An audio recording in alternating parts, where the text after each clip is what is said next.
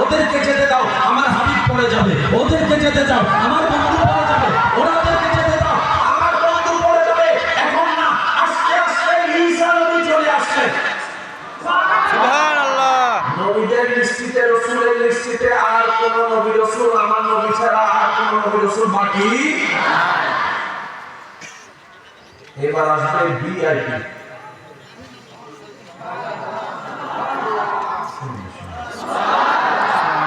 আমাদের ভিতর ভিআইপি হচ্ছে নামাজ।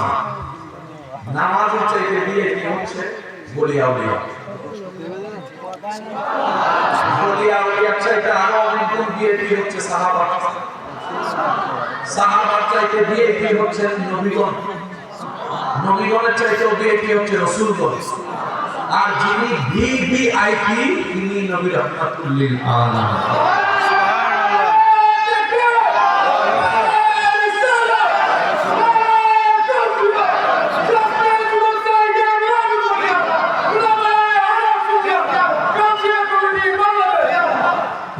একবার বলেন মারহাবা, আরেকটু জোরে বলেন মারহাবা। সবচাইতে যিনি টপ লেভেলের ভিআইপি তিনি আপনার আমার নবী রাহমাতুল লিল আলামিন। জিবরাইল বলে আল্লাহ লিস্টি তো শেষ, আসে শুধু লিস্টিতে বলেন বলেন একজন রব বলে যে এখন আমার কাছে আমার হাবিব যাবে। প্রস্তুতি নাও, বিশ্বকে সাজাও, আমার হাবিব যাবে। প্রথমেই বলেছিলাম যারা নবী রাহমাতুল লিল আলামিনের দলের তারা একটু সুবহানাল্লাহ বলেন, আর যারা নবী রাহমাতুল লিল আলামিনের বিরোধী দল তারা সুবহানাল্লাহ বলার দরকারই নেই। যারা নবী রাহমাতুল লিল আলামিনের বিরুদ্ধে আছেন, উম্মতের বিরুদ্ধে, তারা একবার বলেন সুবহানাল্লাহ। মাশাআল্লাহ, একটু জোরে বলেন সুবহানাল্লাহ। এই আওয়াজটা যেন দূরের কেউ শুনে বুঝতে পারে শেষ নবীর উম্মত অনেকগুলো হাজার উম্মত এক জায়গায় হয়ে আওয়াজ দিচ্ছে। সুবহানাল্লাহ। কষ্ট হচ্ছে না আপনাদের? না। আল্লাহ তাআলা বলে এই যে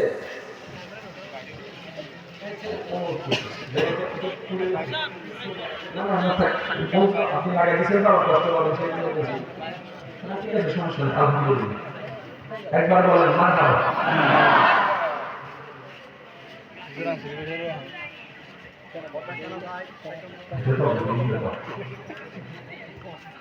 আমাদের নবীর ছুটে ভিআইপি বলেন না কেউ।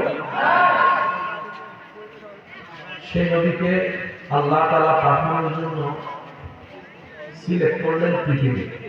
এবার আমার মাধ্যমের আওয়াজ দিয়ে বলেন পৃথিবীর মধ্যে কি দেশ একটা না কেউ? অনেক অনেক, একটা না অনেক অনেক। এতগুলো জায়গার ভিতরে আল্লাহ নিজের হাবিবকে পাঠানোর জন্য একটা জায়গা সিলেক্ট করলেন, সেটা হচ্ছে জাজিরাতুল আরব। একটু পয়েন্টগুলো বোঝার চেষ্টা করবেন। নবীজি যখন দুনিয়াতে আসছিলেন তখনকার সময়ে বিশ্ব ব্রহ্মাণ্ডে যে দেশগুলো যে সবচাইতে শিক্ষিত, মডার্ন, একদম উন্নত ছিল, ওগুলোর মধ্যে এক নম্বরের মধ্যে ছিল মনে করেন যে রোম সাম্রাজ্য। স্ট্যান্ডার্ড। কিন্তু আল্লাহ নিজের হাবিবকে পাঠানোর জন্য জায়গা বাছাই করলেন জাজিরাতুল আরব। সুবহানাল্লাহ। জাজিরাতুল আরবের বিস্তার এরিয়ার ভিতরে আল্লাহ তাআলা সিলেক্ট করলেন মক্কাতুল মুকাররমা। আগে ছিল মক্কা, পরে হলো মক্কা, মক্কাতুল মুকাররমা। এই মক্কাতুল মুকাররমার মধ্যে অনেক গোত্র আছে। আল্লাহ তাআলা বাছাই করলেন কুরাইশ। সুবহানাল্লাহ। আওয়াজ দিয়ে বলেন ভাইয়া আপনারা একটু সামনে আসুন। এই সিলেকশনটা কার একটু বুঝতে হবে। এই সিলেকশনটা কার? আল্লাহ। আমি যে বাংলাদেশে এসেছি, সিলেকশনটা আল্লাহ। নিকা হতে পারতাম। আল্লাহ যারা হুজুর করতে হন্ডে যাবি উগ্র বাংলাদেশ পরিস্থিতি ভিতরিকে বুদ্ধি দেবে কোনি রূপ যাইতে অনেক হনা পারবে আর কেন জোড়া হনা ঠিক আল্লাহ যদি হটলে তোরা সিলেক্ট কর আর সিলেক্ট করতে হবে রানী লিগা ওদের ভাবি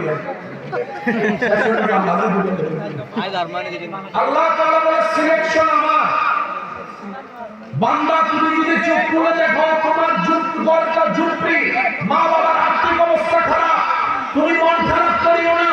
ওদেরকে দেখে যাদের টাকা সম্পত্তি অনেক বেশি, স্বর্ণের চামচ খেয়ে বড় হচ্ছে, তাদেরকে দেখে মনে খারাপ করিও না। আমি রবের উপর ভরসা রাখো, নবী রাহমাতুল্লিল আলামিনের প্রেম ভালোবাসা শ্রদ্ধা আবপন করে রাখো, পরিশ্রম করে যাও। তোমার পরিশ্রম যদি আমি রবের পছন্দ হয়, আমি আল্লাহ চাইলে তোমাকেও সম্পত্তি দিয়ে ভরপুর করে দিতে পারি। বলেন সুবহানাল্লাহ। বিশ্বাস আছে না নাই? আছে। জনগণ বিশ্বাস আছে না নাই? আছে। আল্লাহ যখন যা করে ভালোর জন্যই করে। আল্লাহ যখন যা করে ভালোর জন্য করে।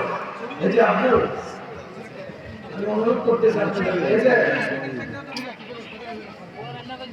সাউন্ড লটটা লাগানো না, হচ্ছে সাউন্ড ইভেন্ট নবই নিছে নবীকে পাঠানোর জন্য জায়গা সিলেক্ট করলেন কে? দিব করা আগে বুঝে না ভাই।